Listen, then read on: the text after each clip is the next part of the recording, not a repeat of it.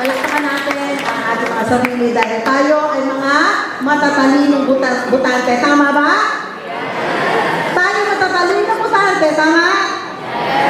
At bakit ko binabahagi ang mga story ito? Dahil gusto ko na kayo ay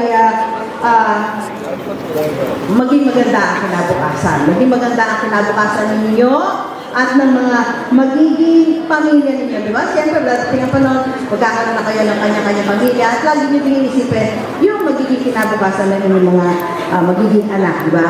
Hindi solusyon ang kahirapan at ang korupsyon. Of course, ang isang magandang pamantayan natin dito ay pagkakaroon ng mga leader na ilulok-lok natin sa pwesto. Huwag natin sayangin ang ating boto. Huwag natin sasabihin, isa lang naman ang boto nyo dahil baka ang isang boto nyo ang magpapanalo sa mga tamang kandidato na maluluklok sa pwesto. Maraming salamat po.